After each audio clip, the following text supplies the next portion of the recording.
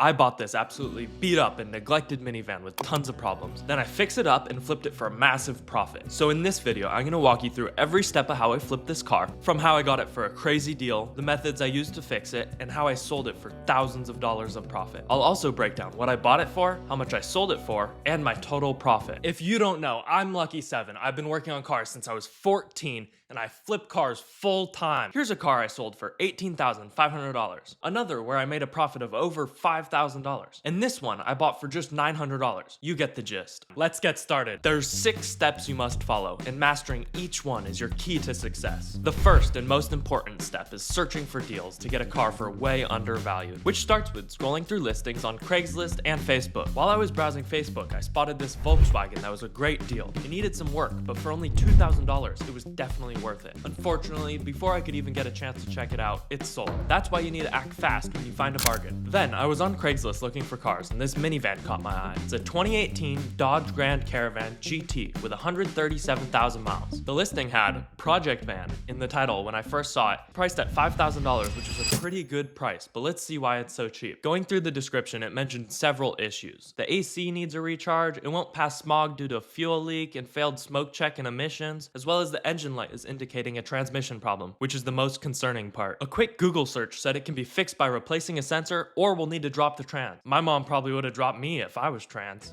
The price was good, so I texted the owner for more pictures and a detail. The van looked to be in great condition with no visible problems. I compared this Dodge to similar examples on Facebook and Craigslist, which were priced between $8,000 to $9,000, and Kelly Blue Book values it around $10,000. Given these numbers, I'll say it'll sell for about $8,500 after any repairs. My goal is to negotiate the price down to $4,000 and spend about $1,300 on repairs. We'll see if my estimates held up in the end, but not everything went to plan. I called the seller to ask about the issues with the car. He mentioned a few minor dings and a dent in the fender. It was clear he wanted to get rid of it quickly since he bought another car and he couldn't afford any repairs. I pointed out that his $13,000 valuation was way too high, and I mentioned the high repair costs. After some talking, I got him to agree on $4,000, so we set up a time to meet and I got his address. The next step is to properly inspect the car, which is essential to avoid costly mistakes. Let's head over and check out this minivan. I had my friend drive me there so that if I bought it, I could drive it home today. When I got close, I called the seller who said I'd be meeting with his wife. At first, I was disappointed since the husband knew all about the van, but it actually worked out in my favor. Now, before we get there, there's one thing you must bring with you. No exceptions. If you don't have it, don't buy the car. An OBD2 scanner. It gives you crucial details about warning lights and monitors. It can be frustrating when unexpected, expensive issues pop up after buying a car. So if you're not confident in your inspection skills, bring a mechanic or get the car inspected at a shop. I arrived at their house and introduced myself.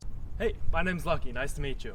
After a brief chat, I jumped right into inspecting the van. Instantly, I noticed both fenders were badly dented with paint transfer on the bumper. I know I can make the bumper look brand new, the fenders not so much. As I walked around, I spotted a cracked taillight, rust on the hood, and plenty of dings that would need to be fixed. I kept pointing them out to the seller, acting disappointed after noticing each problem. She was clearly fed up with the car and mentioned that they only drove it once a week, definitely ready to let it go. Make sure to check tire tread when buying a car since new tires are expensive, but these were in great condition, so no worries there. The trim was faded and the paint was scratched, but honestly, I've never bought a car that didn't need a little trim restoration or polishing. Inside, I found a huge tear in the seat that was covered with tape. I wasn't too happy about this because it can be very pricey to get fixed.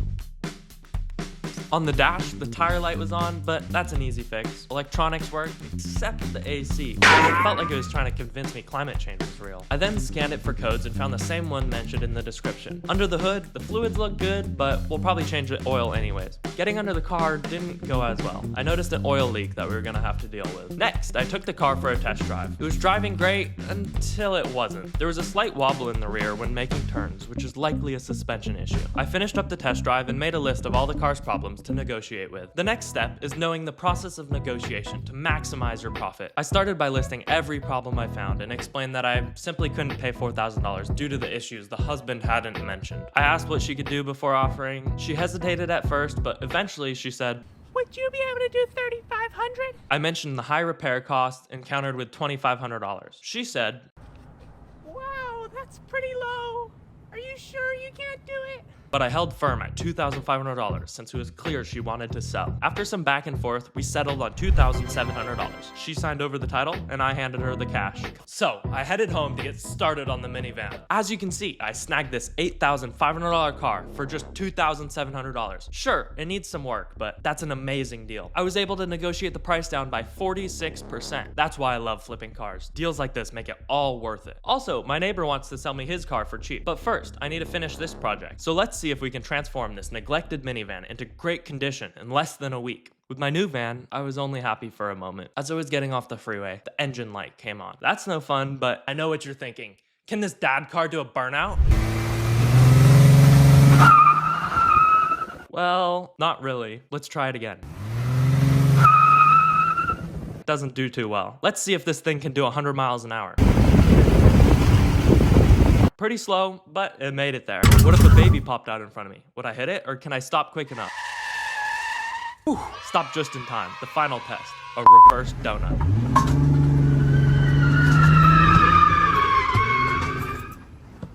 One more.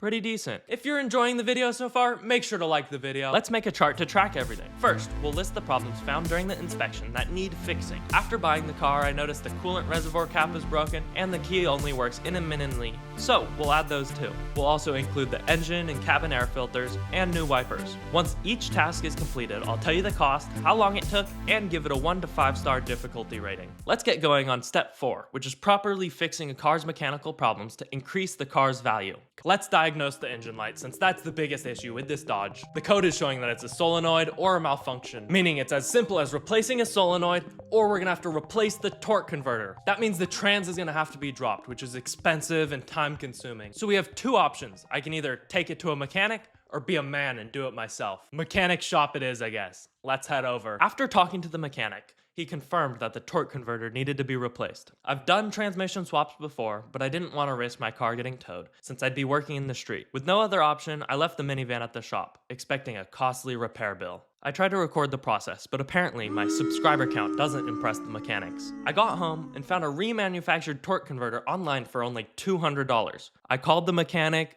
but of course he had already bought a new part for $500. I was devastated.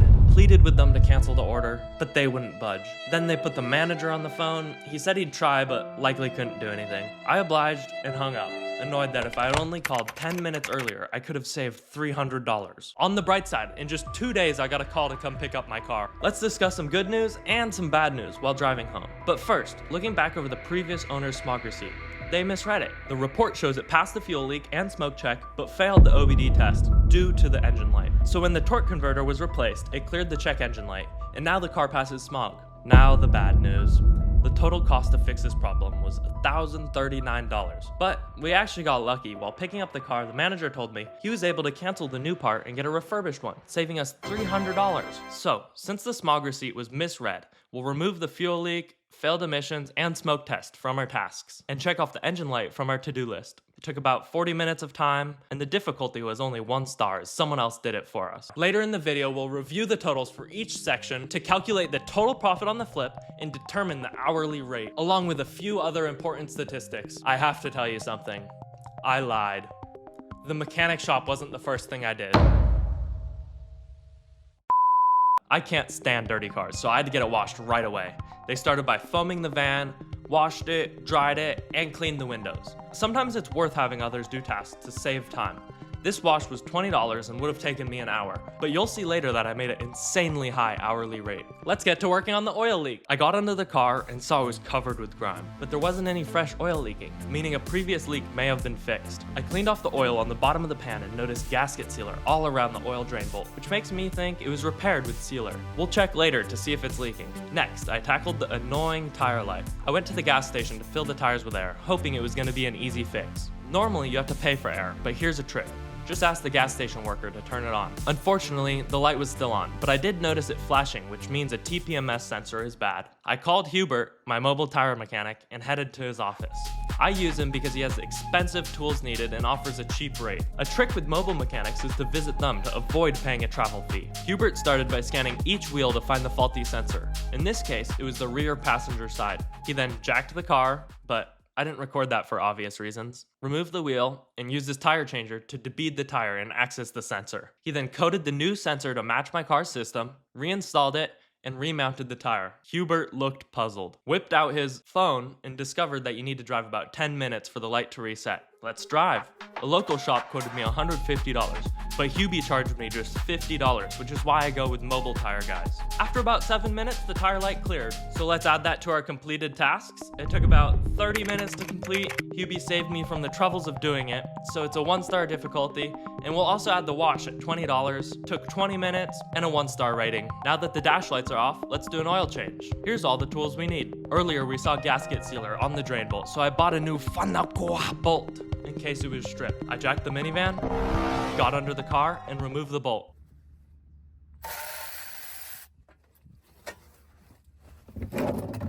They say the best way to check the oil is to inspect it really closely. I didn't know they meant this close. Next, hand tighten the bolt and torque it down. I then lowered the car and it's time to replace the oil filter. Some are located under the car while others are in the engine bay like this car. Out with the old and in with the new. Snug it up and move on to filling the oil. Synthetic oil is slightly more expensive, but you should always use it as it lubricates the engine better. This car takes 5.9 quarts of oil, so I added 5 quarts and checked the dipstick. Looks like it needs a little more. Finish it off, tighten the cap, and make sure everything's tight. The van's ready to drive now, but I like to let it run for a few minutes while I clean up. It's time to fix the AC. It could need a recharge, but first, here's my world record submission for the fastest cabin air filter replacement. I always replace these on every car as it's cheap, quick, and works as a selling point. They can get clogged with dirt and cause the AC to perform badly, so let's see if that's the problem. 3, 2, 1.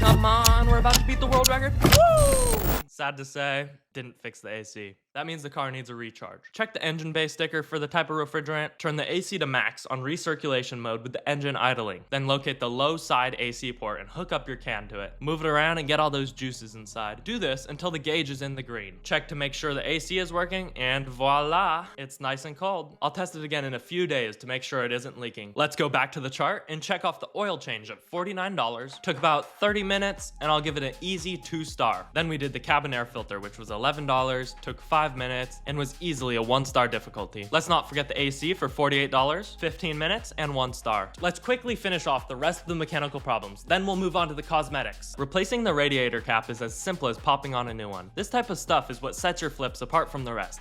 It costs practically nothing and takes no time, but doing small things like this add up to improve the car. Now let's track down that wobbling sound. I can hear it coming from the rear when driving, leading me to think it's a suspension issue. So I jacked the car, inspected the rear suspension, but found nothing. Before tearing things apart, I decided to check the trunk, and there it was. The emergency jack is smacking into the metal when I drive. I removed it, readjusted everything, and put it back in correctly. A quick test drive later, and no more wobble. With that done, let's fix the key. It's only working sometimes. That could require a new key costing hundreds of dollars to get it programmed, but usually the battery's just dead. Luckily, replacing the battery solved my issue. Now, I'm gonna do the fastest engine air filter replacement. This is another one of those things I do on every car flip. It's a quick process and keeps the car running smoothly, ready for the next buyer.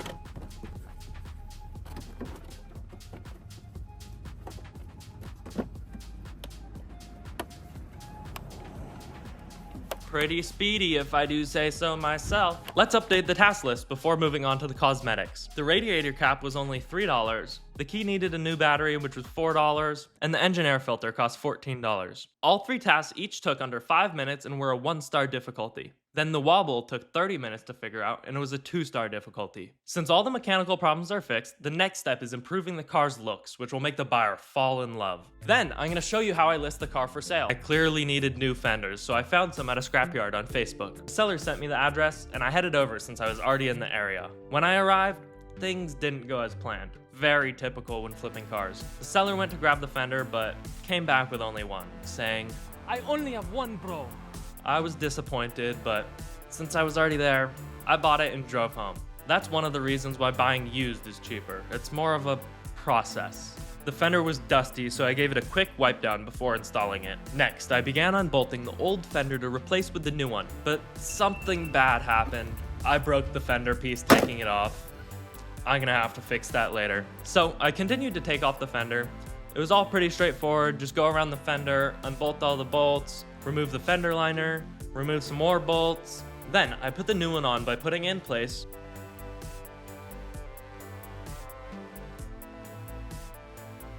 reinstalling the bolts and fender liner.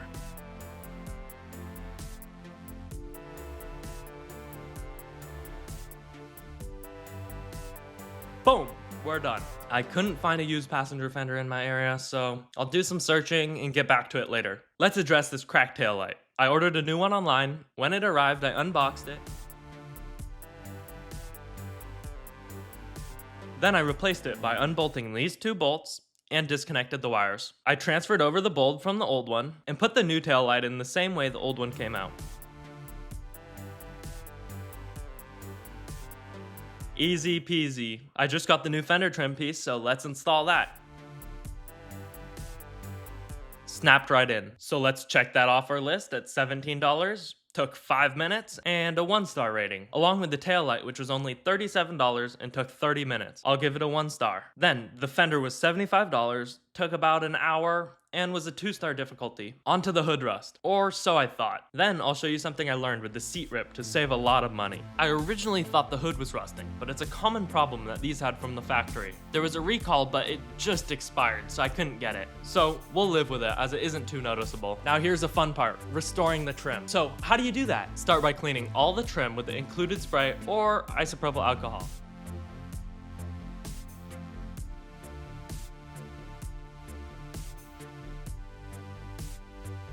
Once the trim is clean, get your trim coating and rub it on. Then wipe it off to level it. This car isn't too bad, so I'm using lithium trim cubes. This step, along with a polish, will massively change a car's appearance.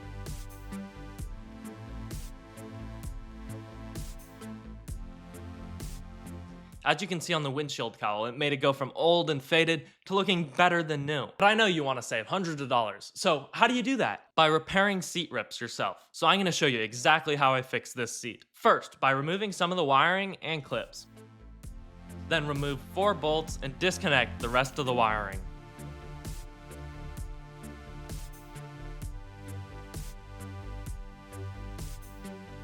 The seat can now be removed, so we can remove the cover. Take off the bottom support.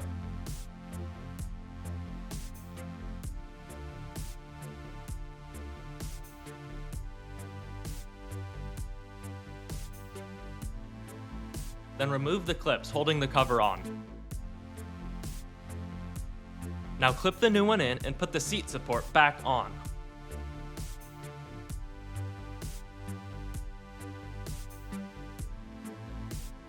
Then install it by doing the reverse of taking it out.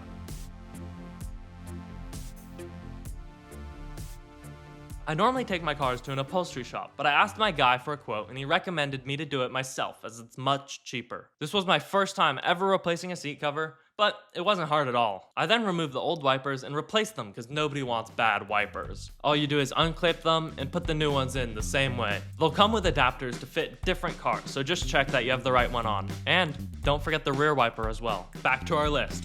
The trim restoration costed $44 and took 1 hour, while the wipers were $12 and took 15 minutes. They were both a 1 star. To repair the seat, the new cover was $67 and took about an hour to complete. I'll give it a 2-star difficulty. Let's get this car looking nice for its upcoming date with the detail. Starting with polishing to make it shiny. First, I cleaned it with a detail spray, then I used a synthetic clay bar to remove contaminants, which makes polishing easier.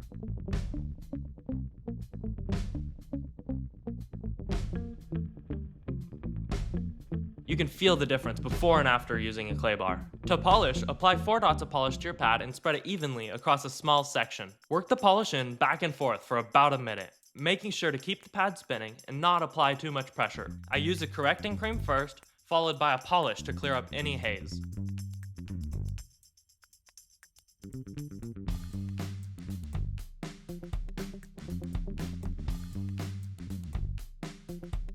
Once you're done, wipe it off and check the results with a light or in the sun.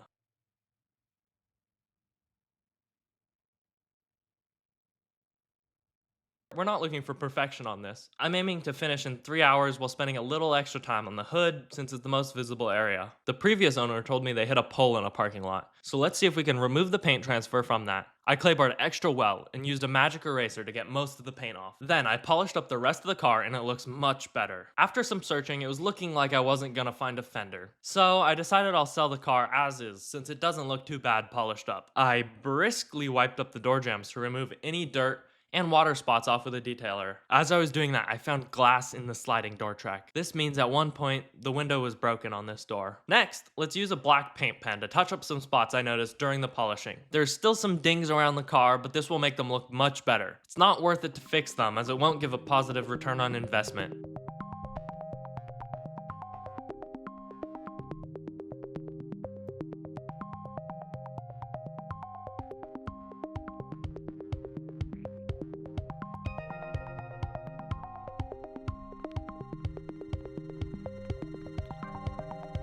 There was quite a lot of spots to paint, but by the end it looked pretty good. So, the polishing took 3 hours, paint transfer took 30 minutes, and the touch-up took 45 minutes. They were all 1-star difficulty and free. If you want a completely free detail checklist, click the link in the description. That's everything other than a detail. Then we're gonna go over how to post the car to get the most money out of it. These wheels are caked with dirt, so let's give them a good wash. I started by wetting them down with water, then added soap and let it sit to break down the grime. I kinda feel like I'm in Africa with no running water, but we'll make the most of it. Spray on some iron remover. Scrub it in. You know it's working when it starts to turn purple. That's the brake dust coming off.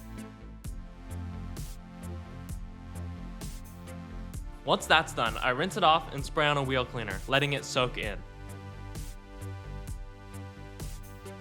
Then make sure to clean every part of the wheel because if you don't touch it, it won't get clean. Next, I agitate the tire, rinse off all the cleaners, and dry the wheel. To finish it off, I condition the tires with a tire shine and protect the wheels with a ceramic wax containing SiO2. Time to start the best interior detail. I start by vacuuming, making sure to take out the floor mats and get in every little crevice to remove all the dirt. While working, I found a few flimsy parts, but they all snap right back in. Don't miss any spots. If you don't detail your flip cars properly, they'll feel old and dirty like someone else's car. You want the next owner to feel like this is their car. Clean, minimal issues, and giving the impression of a new car. Currently, I'm using a 5 horsepower wet and dry vac, which I highly recommend getting one because it's very strong, makes the job quicker, and you can turn it into a carpet extractor for the extra dirty carpets.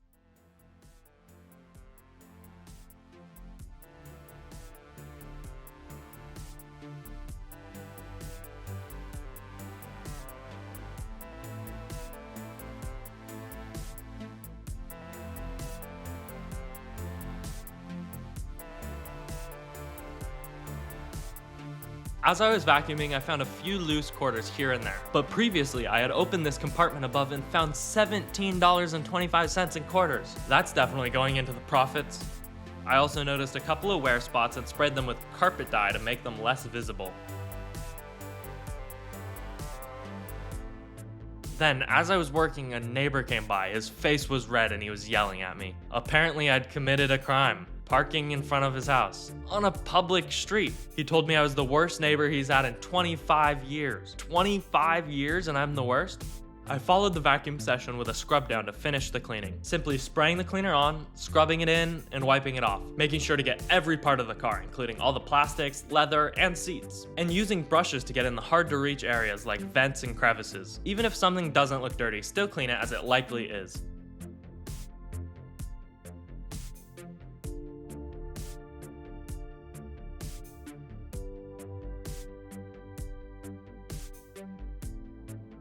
For scrubbing, I've tried many options, but the Scrub Ninja really helps get in the cracks and clean the area well. The car's sparkly clean, but let's wipe down the interior with a protectant to give it a nice shine. Just spray it on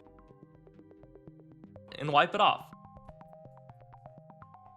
This works on practically everything, such as plastics, leather, and rubber. And it works on other parts of your car as well, like the engine bay, which is what we're gonna do now. But this one wasn't too dirty, so I applied the protectant and used it to wipe off any dirt, making sure to get all the plastics coated and any dirt removed. I'll always clean the windows last to ensure they're spotless. A glass cleaner works best because it evaporates quickly, leaving the windows streak-free and giving your car that extra shine. I'm not a fan of air fresheners when flipping cars, so I spray the carpets with an odor blocker.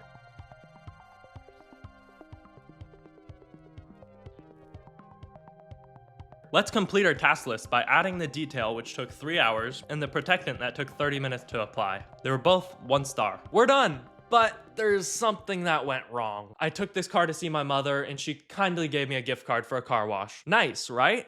Wrong. Well, it was nice of her, but my car came out of the hand car wash with tons of scratches. My beautiful polishing job was ruined by some guy with a dirty rag. The car still looks better than before, but not nearly as good as it did after the polish. Oh well. Finally, the step of posting your car correctly is crucial for getting the most money out of your car. But before doing that, here's a sexy before and after montage. Then we'll go over our final calculations, like our total profit.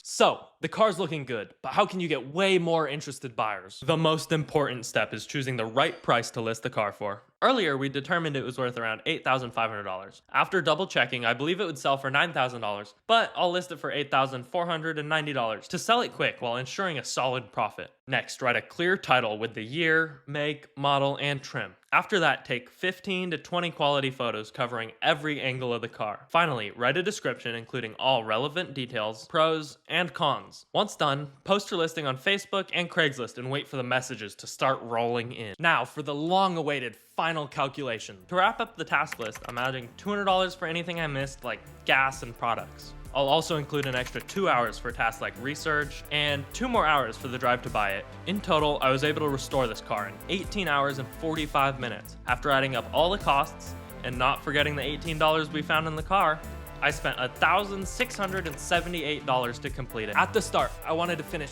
everything under a week, which I was able to do, and I estimated that it would cost around $1,300 to repair. So I ended up spending a bit more than that. Considering the difficulty ratings for each task, I'd rate this entire flip a 2-star difficulty, something any of you could easily handle. Today I realized that even if you think a job requires a professional, it's worth trying yourself. For this car, I saved hundreds of dollars by doing the seat upholstery myself. Here's 7 key takeaways you should take from this video.